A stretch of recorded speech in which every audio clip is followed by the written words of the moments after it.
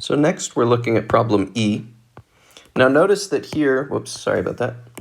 In this problem, we have an inside function and an outside function in the integrand. So we can think of the outside function as being like a 1 over blah. So that's an outside function. And the inside function is a 1 plus x.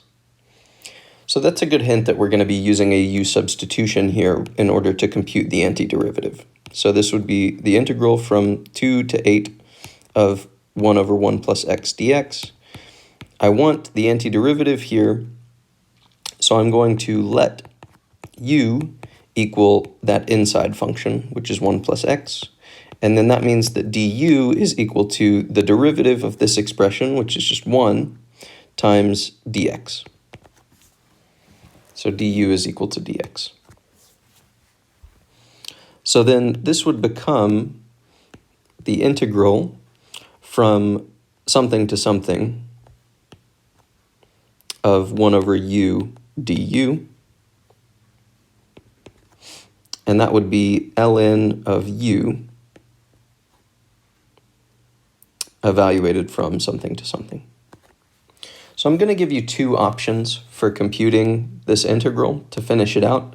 The important thing, though, is that remember that here the bounds for the integral we're describing x values. So this is integrating from x equals 2 to x equals 8. Notice that if x equals 2 or if x equals 8, that's not what u would be. U is not going to be 2 and 8. If u is equal to x plus 1, then the bottom value for u would be 2 plus 1, which is 3.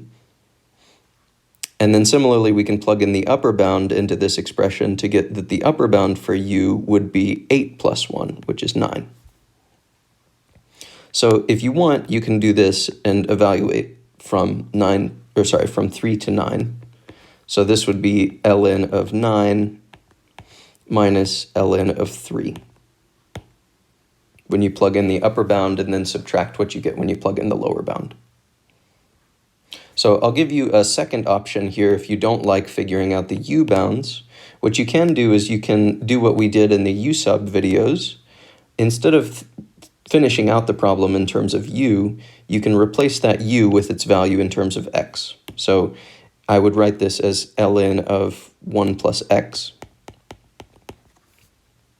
because that's the expression for u.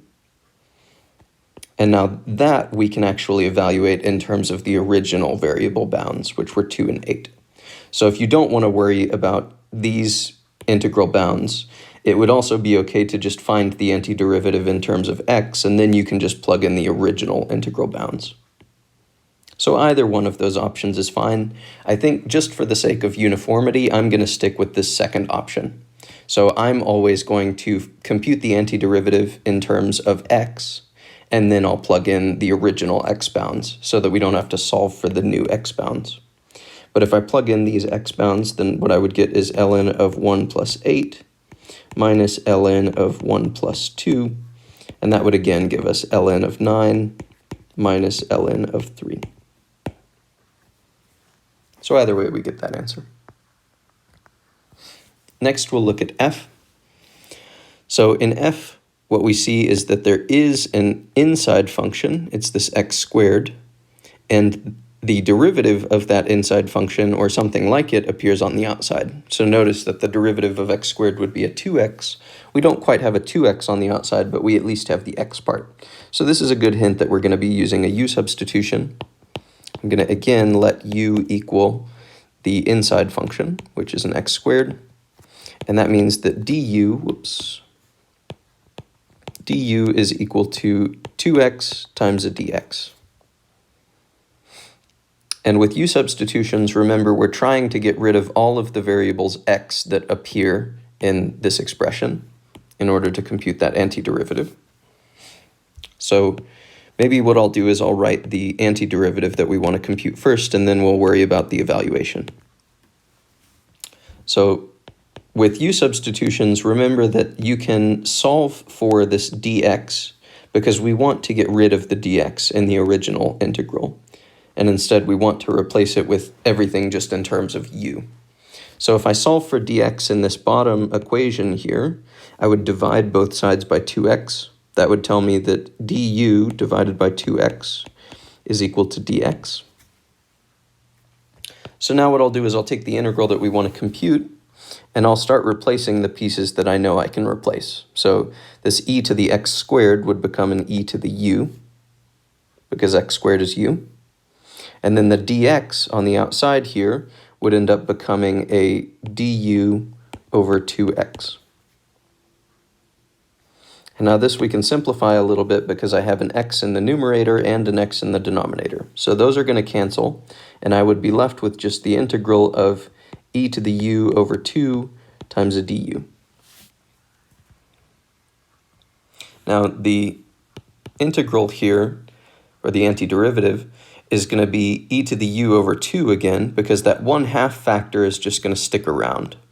So we'll still have a 1/2 multiple of our antiderivative for e to the u, and the antiderivative of e to the u is just e to the u again. So this would be our antiderivative, and we can put a plus c here if we want to just compute that arbitrary antiderivative. And then lastly, like with any u substitution, we probably want to substitute back our original variable, so this would be an e to the x squared over 2 plus c. So those are all of the antiderivatives for the original integrand. And that means that if we want to compute this definite integral, we can take any antiderivative that we want. So I'm just going to choose the one that has a c value of 0. So I would write this as e to the x squared over 2 as the antiderivative, and then I don't need a plus c here because I'm about to evaluate from 0 to 1. So if I plug in the upper bound, that would give me an e to the 1 squared, which is e to the first power divided by 2, minus an e to the 0th power divided by 2. And that would be e to the first power is just e, so that would be an e over 2, minus e to the 0th power is 1. So this would be an e over 2 divided by, minus a 1 over 2. So e halves minus 1/2 would be your final answer here. And again, if you want to plug that into a calculator, you can, just to get a decimal approximation, but you don't need to. Okay, let's do one more of these, and then in our next video, I'll finish h and I. So here, I want to compute this integral. Now for this one, you could use a u substitution if you want to, but in my opinion, it's probably easier to just separate this into two different fractions. So remember that division by this root x applies to both terms in the numerator. So I could split this up into two pieces. This would be the integral of x over root x minus a 1 over root x, if I just split the integrand into those two pieces. And now I can worry about integrating each of these separately. So I'm going to write these in terms of their fractional forms. So this first exponent would be an x to the first power divided by an x to the 1/2 power. When you divide x to some power by x to another power, you would just subtract those exponents. So the resulting exponent there would be a positive 1/2. And similarly here, we should end up getting a negative 1/2 as our final exponent. So what I mean, or what I just said really, is that our first term should simplify to x to the positive 1/2 whenever we cancel those exponents. And then the second term should be written as x to the negative 1/2. And now because these are both powers of x, we can just integrate them directly. So for that first term, I should add 1 to the power. That would give me a positive 3/2, and I should divide by the new power. And then for the second term, I have a minus sign in front of it. So that minus sign is going to stick around. And I would add 1 to the power. So negative 1/2 plus 1 is a positive 1/2. And I divide by the new power. So this is the antiderivative that we want.